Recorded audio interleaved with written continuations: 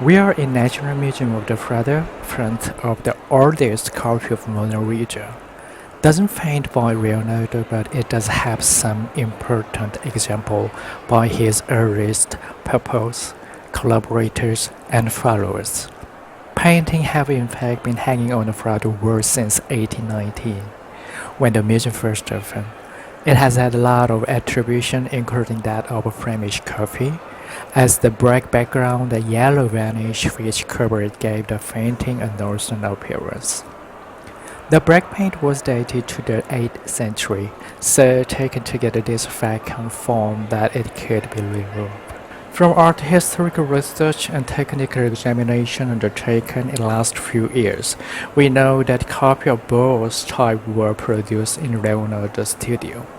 There are numerous later copies, particularly of Mona Lisa, or the copy that we know based on the painting are painted from starting point of the surface of the original and reproduce it as we see it now. The only copy that does not resemble the original is Prado's Mona Lisa. There are compositional changes that are repeated in the two works. The most significant that are found are in the arms, the fingers of the right hand, and head. For example, the reduction of the line that outline the veil is the same, making it narrower. The correction is of much evidence in a copy of Mona Lisa. In addition, the popular as that the wood that Italian Renaissance works are usually painted on, but it's on a walnut panel. Another curious and also quite important characteristic of the work is that it doesn't have gesso and glue ground, which was the traditional one at the period, but rather an oil-based ground. They are surprisingly similar and surprisingly different. It's a concept of a copy that doesn't aim to rephrase the original. In other words, Prado Mona Lisa copy is the oldest known copy of Mona Lisa. It's also a work that was produced in Leonardo's studio, and for part of the time, it was painted alongside the original. It was produced simultaneously with the original. While Leonardo was working on his painting, our copyist was working on his. So that as Leonardo correct things in the original, the copyist is also correct them in his copy.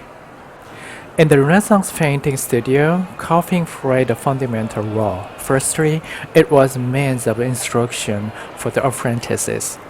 The master provided a series of the model that these apprentices copy, of which could be both complete composition or detail of the body, a hand, a head, or facial feature. Secondly, copying was also a way to increase the income of the studio itself.